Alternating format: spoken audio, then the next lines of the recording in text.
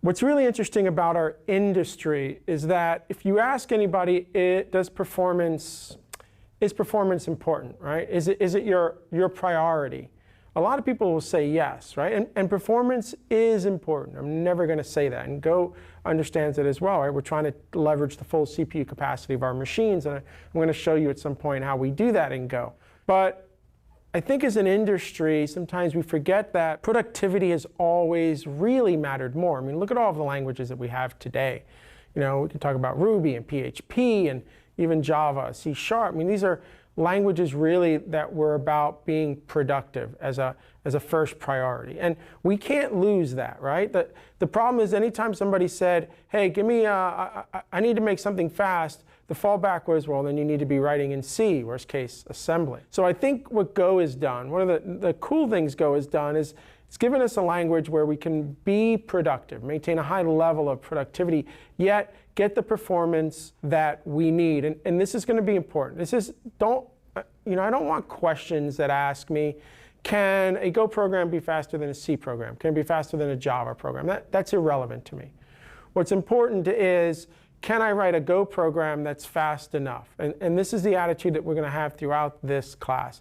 Fast enough. And 99 out of 100 times, that version of that Go code you're writing is going to be fast enough out of the box. And when it's not, I'm going to show you how to use some of the tooling that we have to make it, hopefully, run fast enough for you. But there's some great industry quotes around this idea of productivity versus performance. And Nicholas Wirth, back in 1987, we're talking over 30 years ago, Nicholas was already saying, the hope is that the progress in hardware will cure all software ills, right? He's saying in this quote that as an industry, what we were saying was, I don't have to worry about writing performant code because the hardware is going to come in and make it fast. And back then, back in the late 80s there, we were getting new processors, every 3 to 6 months that were just making our code run faster. So we didn't have to really worry about optimizing anything that we were doing because we believed that the hardware would come in and just solve the problem. And that just created I guess,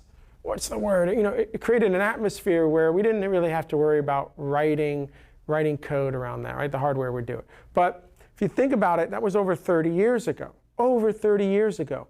And what's sad is that we're having the same conversation still today.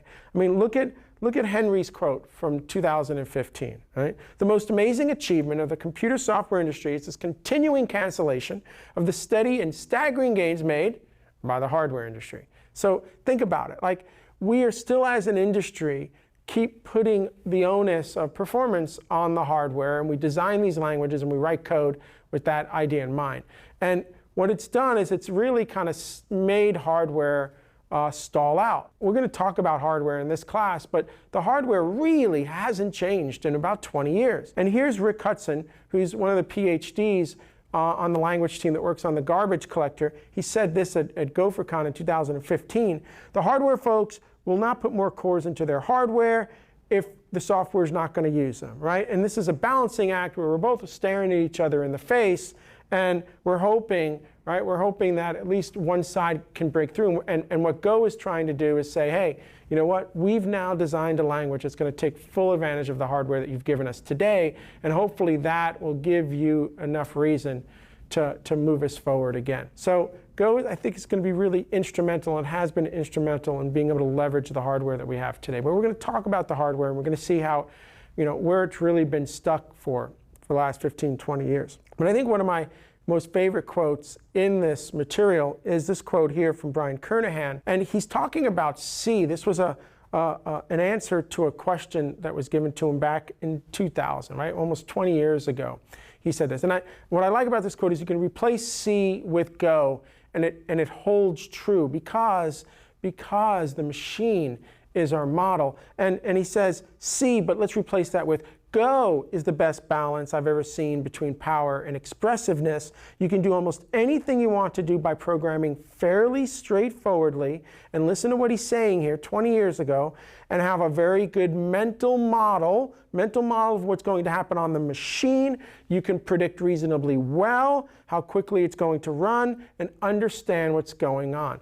those points are at least dear to my heart. I want them to be dear to your heart. What this class is about allowing you to be able to read code in Go or just code in general, like you've never done before, to be able to have a mental model, to be able to predict reasonably well how it's going to run, and to be able to understand what's going on.